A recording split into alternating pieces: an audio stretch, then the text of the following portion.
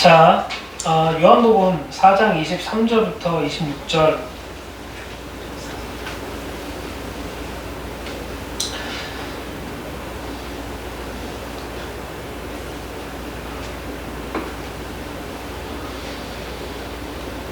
읽을까요? 네, 선생님 읽으십시오. 4장 23절부터 26절. 예. 아버지께 참되게 예배하는 자들은 영과 진리로 예배할 때가 오나니 곧 이때라. 아버지께서는 자기에게 이렇게 예배하는 자들을 찾으시나 하나님은 영이니 예배하는 자가 영과 진리로 예배할지니라.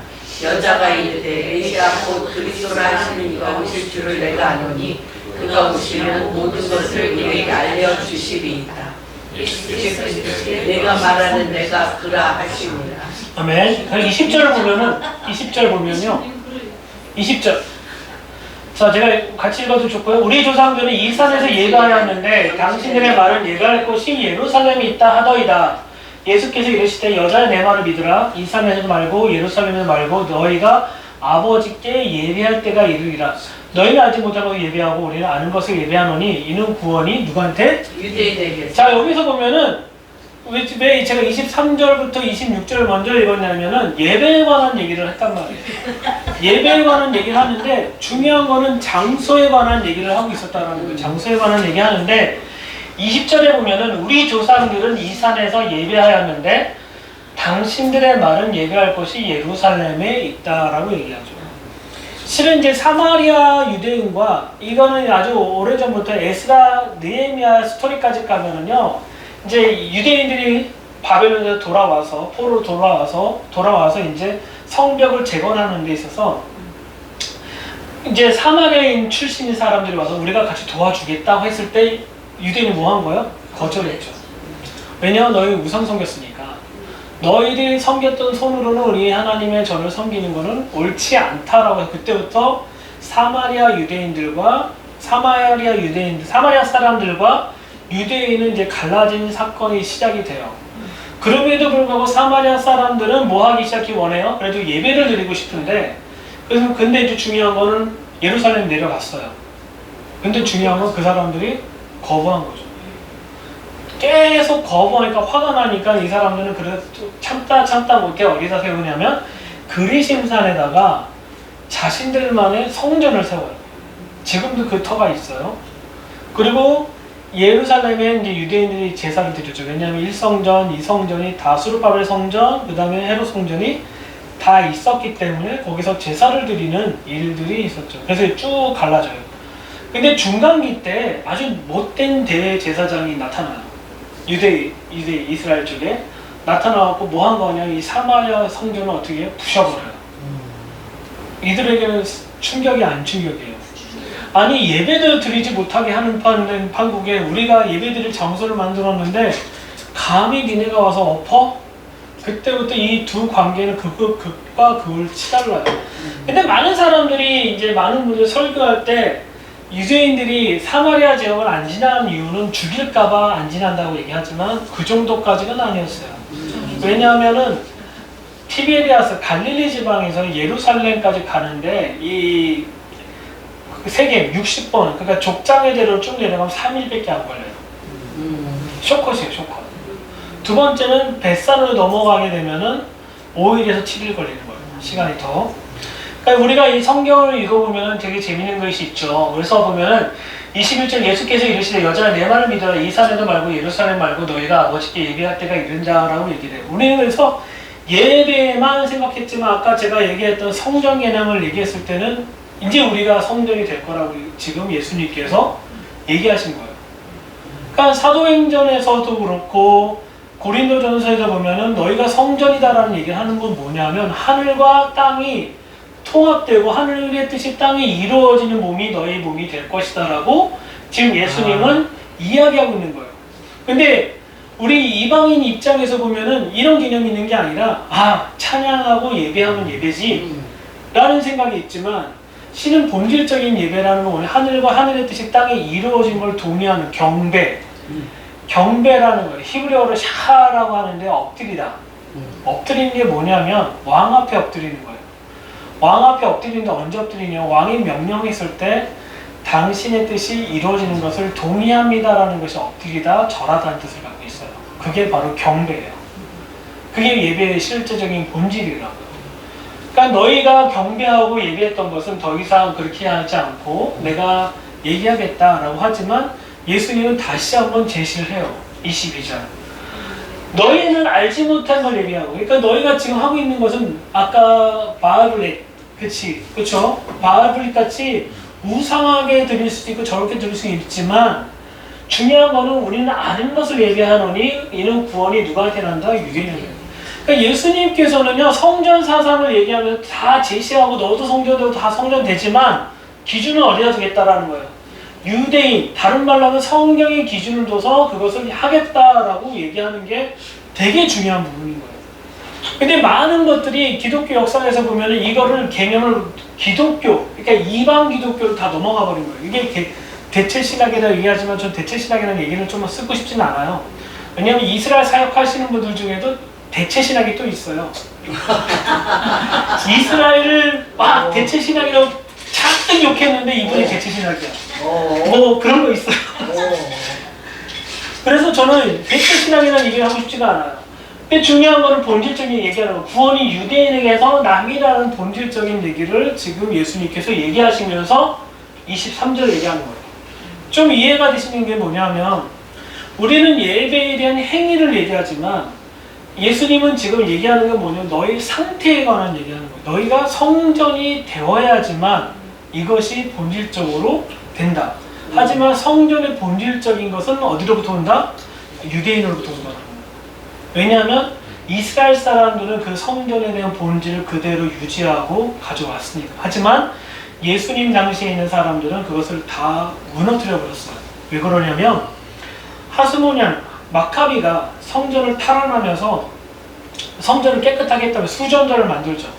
그거는 명절이에요, 명절. 근데 주석을 보고 랍비 문서를 쭉 보면은요, 실은 수전절을 만든 목적이 뭐냐면 뭐 때문에 것 같으세요? 제가 계속 질문하면 좀 충격받을 수 있겠지만 8일이에요. 8일. 수전절 8일. 이스라엘 절기 중에 8일 동안 지키는 절기가 있어요. 초막절이에요. 초막절을 그대로 카피해서 만들어 놓은 거예요. 목사님 충격이시죠? 그런데 후대에 이렇게 시작했다가 후대 랍비들이나 사람들이 이건 도가 너무 넘어갔다. 그래서 한국화를 한 거야. 도가 넘어섰다. 왜? 첫 번째, 마카비 형제가 성전을 깨끗하게 하고 기름 램프고 기름이 없어서 하루치 기름 갖다 팍이라고 그랬잖아요. 기록이 있을까요, 그거? 기록이 있을까요, 그게? 없는 얘기예요. 이건 이스라엘 사는 유대인 다 몰라요.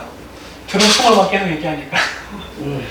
우리 교회 다니신 분들, 제가 교회 교리를 쭉 얘기하면요, 성경에 있는 얘기 아니요? 아니요, 성경에 없는 얘기 되게 많아요. 근데 우리가 그렇게 하고 있죠. 그런 거예요, 그런 거. 사실은 이 마카비가 그런 일들을 행하고 했던 거죠. 그러면서 성전에 대해서 재건했지만 중요한 거는 그 본질적인 것을 없어진 거죠. 그러고 난 다음에 스스로 아론의 계보가 아니라 스스로 자기가 대제사장이 되면서 이제 시작을 하게 된 거예요. 그때 뛰쳐나왔던 사람들이 에스네파하고 쿰란 공동체하고 다마스커스, 카이로 공동체들이 다 그렇게 나온 거예요.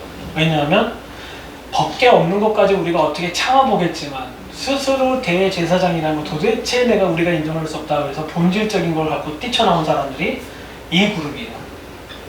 그래서 저는 개인적으로 쿰란 공동체가 너무 중요하다고 생각을 해요. 왜냐하면 본질을 갖고 살아내려고 했으니까. 우리는 본질을 놓치면 잊어버려요. 그래서 바리새인들이, 그러니까 예수님 당시 때 좀 정치적인 상황을 해볼까요? 사두개인이 있잖아요. 제사장 그룹들과 바리새인이 있어요. 누가 더 파워가 있었을까요? 사두개인? 자, 이미 내 약점 다 얘기했다니까. 사두개인은 정통성이 없다고. 그러니까 아론의 계보가 아닌데 대제사장이 됐어요. 그럼 누가 알았어요? 기가 막히게. 바리새인들이 한 거죠. 바리새인은 그때부터 뭐 하는 거야? 너 그리고 사두개인이 어떻게 하겠어요? 알았어. 뭐 하고 싶어? 그러면 우리가 그냥 만인 제사장 개념으로 우리가 이렇게 할 테니까 넘어가. 그러니까 사두개인과 바리새인의 합의를 본 거예요. 처음에 합의 보고 균형이 잘 맞아갔죠. 합의 보다가 근데 중요한 거는 대헤롯이 죽고 난 다음부터는 바리새인들이 뭐 하기 시작하냐면은 왕을 통해서 대제사장을 뽑는 일들이 시작하게 돼요. 누가 더 세진 거예요 이제? 바리새인이 더 세진 거예요. 왜? 하나님이 하라고 했던 방법이 아니라 임시로 하겠다고 했던 것이 약점이 돼가고 끌려다니는 상황이 된 것이 바로 사두개인이에요. 그래서 성전이 파기가 되고 난 다음에 사두개인들의 일자리가 없어졌잖아요. 맨날 제사장이네 하고서 막 좋은 일 입고 우리는 내세 안 믿어. 현세가 중요해. 주식 투자하고 막 잘 먹고 잘 살자 막 그러고 살다가 성전이 무너지니까 직장을 잃었잖아요. 그러면 흩어져 버린 거예요. 그래서 없어진 거예요. 근데 바리새인들은 약점은 잡았지만 그래도 뭐 한 거예요? 성경 공부 열심히 한 거예요. 성경 공부에서 미시나 나오고 미드라시 나오고 탈무드가 나오면서 계속적으로 제자들을 양육했던 것이 바로 이 부분인 거예요. 아무튼 그래서 본질적인 거에 대해서 예수님은 벗어나지 않았다는 거예요. 우리가 성전이라는 개념에 대해서 시작을 하는데 자꾸 성막의 개념에서 기독교의 관점을 해석한 성막 이론 그렇게 나가면은 이거 아니에요. 사마리아는 성전이 되는 거예요. 성전을 보려고 하면 성막을 보려고 하면 이 관점으로 봐야지 않는 거지 자꾸 우리는 꼬아요. 그래서 23절 아버지께 참되게 예배하는 자들은 영과 진리를 예배할 때가 오나니 곧 이때라 아버지께서는 자기에게 이렇게 예배하는 자를 찾으시니라. 우리는 이 구절만 딱 가지고 얘기를 해요. 그래서 하나님 영이시니 예배하는 자가 영과 진리를 예배할 때 딱 이 구절만 해갖고 우리 예배를 잘합시다 라고 하지만 이 본문 전체를 보면은 예배의 본질의 시작은 너희가 성전인 것을 인식해라. 하나님의 뜻이 땅이 이루어지는 너희가 너희 몸이다. 그리고 너희 안에 성령께서 계신다라는 것을 분명하게 얘기하고 있는 것을 설명하고 있는 거죠. 그것을 어디서 얘기하냐면 요한복음 14장을 가볼게요.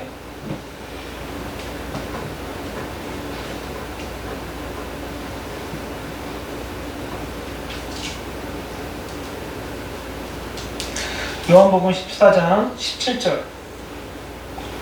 16절 17절 15절부터 17절 15절부터 요한복음 14장 15절 17절 시작. 너희가 나를 사랑하면 나의 계명을 지키리라. 내가 아버지께 구하겠으니 그가 또 다른 보혜사를 너희에게 주사 영원토록 너희와 함께 있게 하리니 그는 진리의 영이라. 세상은 능히 그를 받지 못하나니 이는 그를 보지도 못하고 알지도 못합니다. 그러나 너희는 그를 아나니 그는 너희와 함께 거하시며 또 너희 속에 계시겠으리라. 아멘. 자 보시면 너희가 나를 사랑하면 나의 계명을 지킨다고 얘기해요. 그분은 토라이고 말씀이시잖아요. 예수님 당시에는 구약 성경이겠지만 지금 현재 우리에게는 66권의 성경 자체가 토라이잖아요. 예수님을 사랑하는 자는 예수님께 예배하고자 하는 자는 첫 번째 뭐 해야 되냐면 그분의 계명을 지켜야 되는 거예요. 근데 중요한 게 있어요. 지킨다는 개념이 바라본다는 개념이에요. 양궁을 하잖아요. 양궁 쓰는 사람이 난 9점에 맞힐 거야 쓰지 않아요. 관역이는 정중앙을 맞히지만 바람 때문에 8점이 되고 5점이 되고 4점이 되는 거지. 가장 중요한 건 내가 맞힐 방향을 정확하게 정하는 거예요. 계명을 지킨다는 건 뭐냐면 하나님을 사랑하고 내 이웃을 사랑하는 그 본질적인 걸로 시작을 해서 관역을 가야 되는 건데 그러지 못한다라는 거죠. 근데 너희가 날 사랑하는 그 계명을 뭐 한다? 지킨다. 지킨다는 건 너희가 나의 목적한 바를 바라보고 있다라는 것을 분명히 얘기해요. 그러고 난 다음에 뭐냐면 그분께서 누굴 보내주시냐고요? 성령을 진리의 영을 보내주신다라고 분명하게 이야기하고 있다라는 걸 우리가 볼 수 있죠. 하나님은 이 개념에 대해서 정확하게 계속 예수님을 얘기하고 있는 거예요. 성경 개념을 보면 이스라엘 백성은 항상 어디 중심을 살았다고 그랬어요? 40년 동안 성경 중심을 살았어요. 1년에 3차례 오라는 거며 이 사람들에게는 큰 걸 포기하는 거예요. 첫 번째 6월절. 6월절이 우기철이잖아요. 우기철에 뭘 해야 돼요? 가장 농사에서 하이라이트를 찍는 시간인데도 불구하고 올라오래. 바빠 죽겠는데. 그러면 일주일 걸려서 올라왔다가 또 다시 가. 근데 한참 또 추수해야 될 초막절, 초실절부터 시작해서 오순절까지 추수해야 되거든요. 근데 또 오순절 또 올라오래. 이 하나님 본질적인 거는 뭐냐면 너의 삶의 중심이 어디 있는지를 분명하게 얘기하고 있어라라고 지금 분명히 얘기하고 있는 거예요. 그러니까 왜 우리가 성전인 거예요? 우리는 우리의 시간에 움직이는 게 아니라 하나님의 시간에 움직인다는 걸 너희가 분명하게 알라고 얘기하는 거죠. 그러니까 정말 중요한 거는 하나님께서 이 부분에 대해서 너희가 분명하게 깨달으라고 얘기하는 거예요. 그러니까 성령님이 부어주는 건 뭐냐면 예수님 사랑하니까 성령님이 오늘 바나나를 먹을지 회를 먹을지 아니면 연어를 먹어야 될지 그 계시해 주는 게 아니라 실은 본질적인 시작은 뭐냐면 너희가 날 사랑하면 내 계명을 지킨다. 그렇죠? 이 부분에 대해서 너희가 클리어하라고 분명히 얘기하고 있는 거죠. 자, 그래서 보면은 14장 26절 한번 읽어볼게요. 26절 같이 읽어볼게요. 시작. 보혜사 곧 아버지께서 내 이름으로 보내실 성령 그가 너희에게 모든 것을 가르치고 내가 너희에게 말한 모든 것을 생각나게 하리라.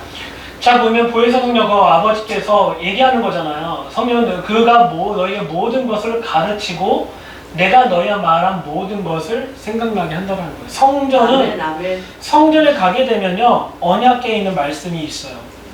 그 말씀으로 공부를 하는 거예요. 누가 가르치냐면 대제사장이 가르쳐요. 레위 지파가 말씀을 가르쳐요. 바리새인이 원래 가르치는 게 아니에요. 레위기와 민수기 읽어보면요 성경을 가르칠 권한은 누구한테 있냐면 레위 지파에게만 있어요. 제사장에게만 있어요. 근데 이거를 누구한테 넘긴 거예요? 우리 바리새인에게 넘긴 거예요. 좀 충격이죠. 왜냐하면 바리새인이 출애굽기 19장 갖고 들어간 거예요. 만인 제사장이잖아요. 근데 베드로는 또 그 동의해요. 우리가 만인 제사장이다. 우리가 또 요한계시록은 우리를 왕 같은 제사장이라고 얘기해요. 맞는 얘기지만 중요한 거는 자신들의 전통성이 없어지면은 그 약점에 의해서 모든 걸 포기할 수밖에 없는 상황이 됐다라는 것을 지금 이야기하고 있는 거죠. 그러니까 우리가 그가 보내시고 모든 것을 가르치시고 내가 너에게 말한 모든 것을 생각나게 하는 거예요. 성전에 오게 되면 사람들은 어떻게 돼요? 하나님이 얘기하신 그 토라의 말씀을 뭐 하게 돼요? 기억나게 하는 거예요. 성전에 오가. 근데 중요한 거는 놀라운 거는 지금 이 시대는 우리가 성전이고 우리 안에 성령이 계세요. 지금 이분은 가르치시고 기억나게 하고 싶은 거예요. 뭐? 그분이 가르치신 모든 것.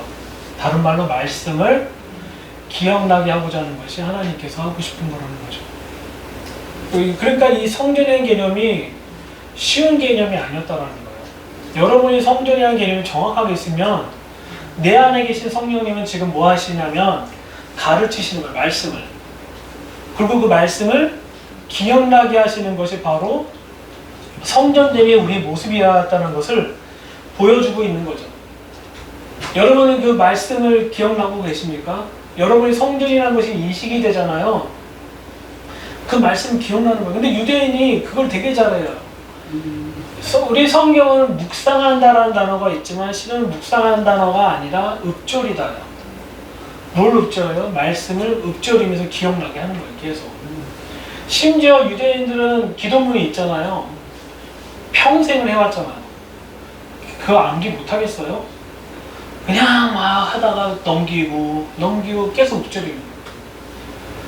성령님은 지금 우리에게 그걸 하고 싶으신데 우리가 하지 않고 있는 거예요. 그래서 어떤 분이 암송해야 된다. 저는 암송하라는 얘기가 아니에요. 지금. 암송하라는 얘기가 아니라 인식하라는 거예요. 인식. 우리가 그분의 성전인 것과 성령님이 우리 안에 계심으로 지금 성령님이 26절에 있는 말씀 성령님 그가 너에게 모든 것을 가르치시고 내가 너에게 말한 모든 것을 생각나게 하고자 하는 것이 성령님이 하고자 하는 이런 것을 인정하라라는 거죠. 인정하지 않으면 정말 어려운 거죠. 그래서 보면은 요한복음 16장 한번 가볼게요. 16장 13절 요한복음 16장 13절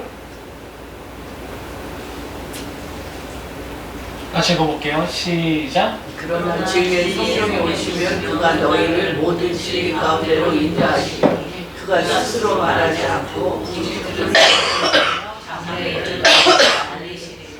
그러니까 진리의 성령님이 오시면 그가 스스로 말하지 않고 오직 들은 것을 말하며라고 얘기해요. 성령님은 성자이 성령이 세 분은 아까 마태복음 요한복음 1장 1절부터 3절에 보면은 말씀이신 예수님과 하나님과 성령님은 함께 계셨어요. 이 세 분이 합의한 것이 있을 거 아니에요. 함께 나눈 것이 있을 거 아니에요. 그러면 그분은 뭐 한 거예요? 이것만 듣고 이것으로만 스스로 말하지 않는다는 얘기예요. 그러니까 성령님조차도 본인이 원하는 대로 얘기하지 않는 것이 바로 성령님의 역할이다라고 분명히 이야기하고 있는 거죠.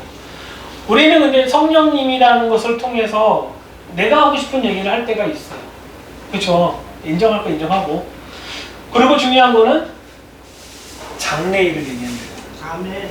그래서 요엘서에서 보면은 마지막 때 내가 내용을 부어주니 자녀들은 뭐 한다? 예언할 것이고 청년들은 꿈을 환상을 보고 아비들은 꿈을 꾸는 거예요. 자, 여기에서 보면은 다윗을 만났던 세 명의 선지자의 특징이 나타나요. 다 선지자라고 하지만 거긴 선견자도 있고 꿈꾸는 사람도 있었고 또 하나는 환상을 보는 사람이 있었고 말하는 사람이 있었어요. 그걸 이제 총 세 가지 역할인데, 그러니까 자녀들이 예언한다는 건 뭐냐, 그냥 예언하는 게 아니라 아까 제가 그분이 말씀하신 걸 가르치신 걸 듣고 그대로 예언하는 사람. 성경 66권에 있는 예언을 그대로 예언하는 것이 실제 예언이고, 청년들은 그것이 어떻게 이루어질 것인지를 환상을 보는 거예요. 그 환상에 따라 움직이는 거지 내가 원하는 대로 움직이는 게 아니라. 그리고 아비들이 꿈꾸는 건 뭐냐면 이 모든 말씀이 성취되는 걸 꿈꾸는 거예요. 근데 이 세대, 3대가 자녀와 청년과 아비 세대가 나눠져 있는 게 아니라 동일한 그 성령에 의해서 움직인다는 거죠. 그러니까 성령님은 스스로 얘기하시는 게 아니라 이미 성경 66권을 통해서 주어진 예언의 말씀을 가지고 실제적으로 살아내는 성전된 몸을 가진 그 성도들이 해야 될 것이 무엇인지를 분명히 아는 자에게는 그 일들이 실제적으로 이루어진다라는 걸 얘기하는 거죠. 근데 예레미야 31장에서 보면은 마지막에 새 영을 부어주고 새 언약이라고 얘기하지만 중요한 건 뭐냐면 새 언약이라는 단어가 그렇지만 갱신이죠. 갱신인데 중요한 건 그때 되면 어떻게 되는 일이냐면 더 이상 하나님을 알라고 하지 않아도 알게 될 거라고 얘기하는 거예요. 성령님께서 하시니까. 그 시대가 지금 계속적으로 다가서고 있어요. 이스라엘 회복이라는 자체는 그냥 이스라엘 회복이 언제가 됩니까? 1967년입니까? 1948년입니까? 앞으로 가자지고 다 때려 부시고 난 다음에 뭐가 되는 것이 회복입니까? 진정한 회복은 예수님이 재림하셔서죠. 우리는 예수님의 재림의 목적을 두고 이스라엘의 그 시간을 바라보고 있는 거예요. 근데 중요한 건 그냥 보는 게 아니라 성령님께서 가르쳐 주시고 보여주시고 깨닫게 한 만큼만 볼 수밖에 없는 것이 지금 우리가 해야 되는 거죠. 근데 중요한 건 요한복음 17장 아까 얘기했던 것처럼 내가 아버지 안에 아버지가 내 안에 있다는 얘기는 우리가 자꾸 하나됨이라고 얘기하지만 이 기반 안에서 지금 얘기하고 있는 거예요. 성전에서 대제사장이 무슨 기도를 하고 있냐는 거예요. 대제사장이 염소피와 송아지 피를 가지고 와갖고 그 지성소에 있는 그 법궤의 그 넷불의 피를 바르면서 무슨 기도를 했냐는 거예요. 지금 이 피를 바름으로써 카파를 덮다, 키표를 덮다. 우리 죄를 사함인 게 아니라 덮는 거예요. 그때 피가 어떻게 돼요? 온 성전에 흘러가면서 모든 이스라엘 백성들의 죄가 사해지는 게 아니라 덮어지는 거예요. 언제까지? 진정한 메시아가 올 때까지. 그래서 예수님의 그 완성된 킹덤은 실제적으로 그분이 이 땅에 재림하셔서부터 시작돼서 이 키프로 덮는 거에서 완전히 재해지는 마지막 단계를 설명하고 있는 것이 베드로에서 보면은 불의 정화가 얘기가 되는 거예요.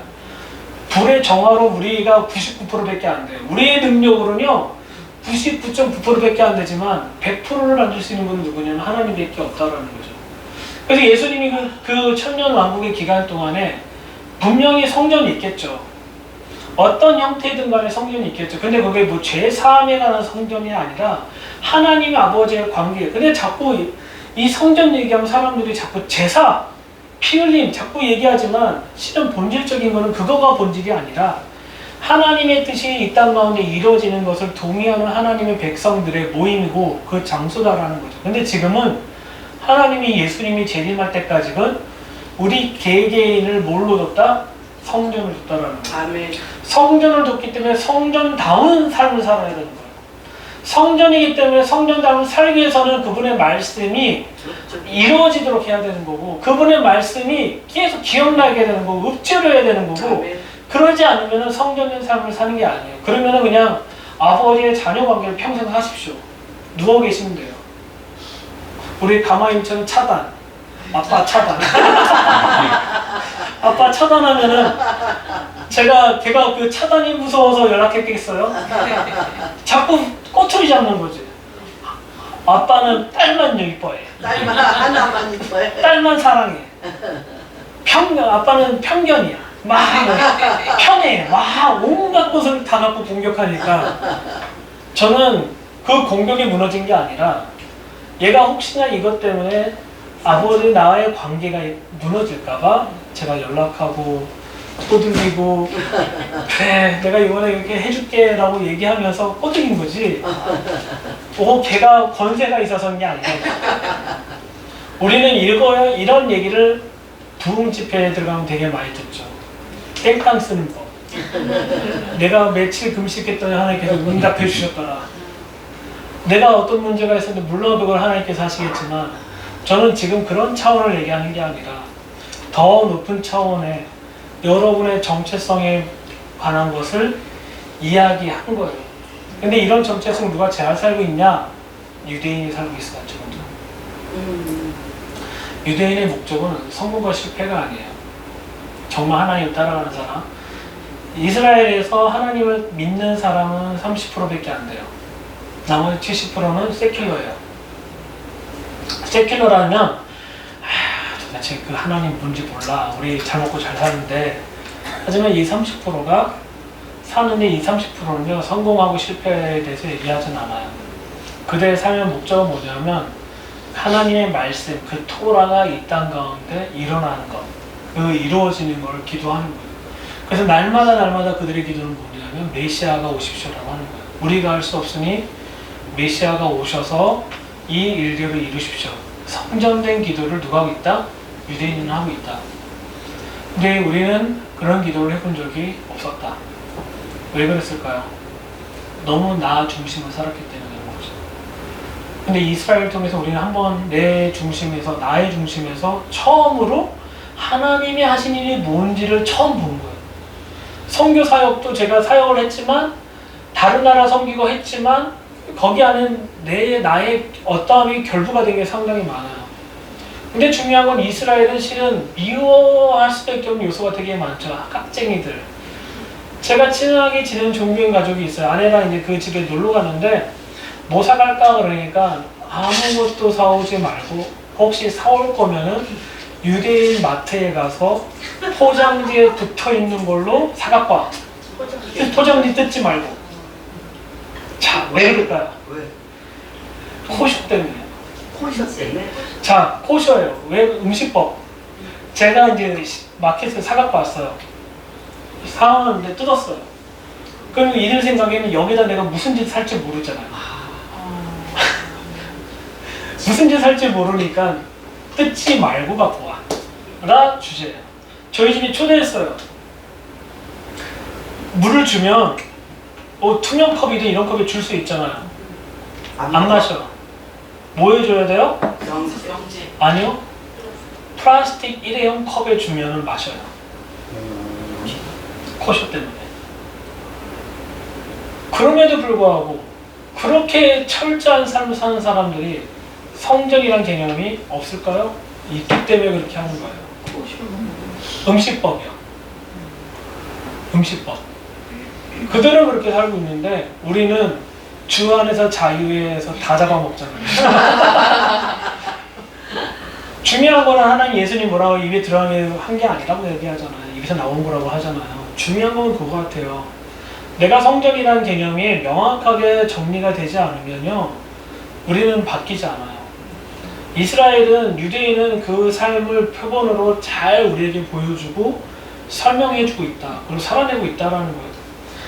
지금 알리하는 거는 한 파트예요. 한 파트이긴 하지만 우리가 이스라엘 가서 봐야 될 건 뭐냐면 비아돌로사 그러면 예수님 얼마나 아플까 보지 마시고 제일 중요한 거는 그들이 성전된 삶을 톡보기에 가서 보게 보면 보여요. 어떻게 살고 있느냐. 본질.